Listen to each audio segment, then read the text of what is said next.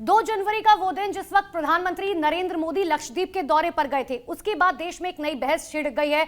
Boycott Maldives को लेकर लगातार सोशल मीडिया पर ट्रेंड किया जा रहा था। कई ऐसे लोग हैं जिन्होंने मालदीव्स की अपनी बुकिंग फ्लाइट जो है पूरी तरीके से कैंसिल कर दी। हर किसी ने यह कहा कि भारत का अपमान और प्रधानमंत्री नरेंद्र मोदी का अपमान जिस तरीके से किया गया उसे देश नहीं सहेगा। नेता से लेकर अभिनेता तक जो है वो प्रधानमंत्री नरेंद्र मोदी और भारत के सपोर्ट में आकर खड़े हो गए। इसका नतीजा क्या निकला कि मालदीव की सरकार ने अपने ही 3 मंत्रियों को सस्पेंड कर दिया और अभी भी लगातार वहां पर स्ट्रिक्ट एक्शन जो है लिए जा रहे हैं। अपने मंत्रियों को यह कह दिया गया है कि आप जो है इस तरीके की भाषा का इस्तेमाल नहीं करेंगे। लेकिन मालदीव आज किस स्थिति में है, अब आपको यह समझाते हैं मालदीव का इतिहास क्या कुछ कहता है।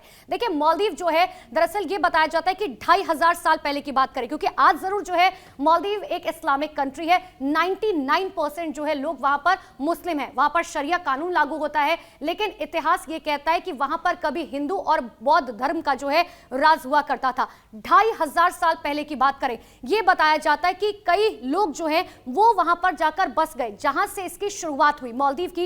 इतना ही नहीं, जो लोग वहां पर बसने शुरू हुए वो दरअसल कालीबंगा से श्रीलंका पहुंचे और श्रीलंका से फिर पहुंचे मालदीव। उन्हें नाम दिया गया धेविस। अब आप ये समझेंगे कि आखिर क्यों हम कह रहे हैं कि वहां पर कभी हिंदुओं का राज हुआ करता था। देखिए, मालदीव पर जो है कई हिंदू राजाओं ने जो है वो भी राज किया है, कई शासन किए हैं। अब आज के समय की अगर हम बात करेंगे तो वहां पर जो नाव बनाने का तरीका है और वहां पर जो बहुत पुराने जो है चांदी के सिक्के जो दिखाई देंगे उसमें हिंदू प्रतीक जो है वो साफ तौर पर नजर आता है। अब बात करते हैं बौद्ध धर्म की। अब उसके बाद क्या हुआ, देखिए जिस तरीके से ग्रेट सम्राट अशोक ने अपने पूरे साम्राज्य का जिस तरीके से उन्होंने विस्तार करना शुरू किया, कई ऐसे लोग थे जिनके पास रहने के लिए जगह नहीं थी। फिर उन्होंने क्या किया, वो साउथ की तरफ गए, कुछ लोग श्रीलंका की तरफ गए तो कुछ लोग मालदीव्स की तरफ गए। जैसे ही बौद्ध के लोग वहां पर पहुंचे, फिर क्या था, वहां पर बौद्ध लोगों की तादाद जो है वो बढ़ती चली गई और कुछ इस तरीके से जो है यानी कि बौद्ध धर्म का राज भी जो है वो वहां पर शुरू हो गया। लेकिन अब आते हैं कि आखिर मालदीव्स जो है वो इस्लामिक कंट्री कैसे बना।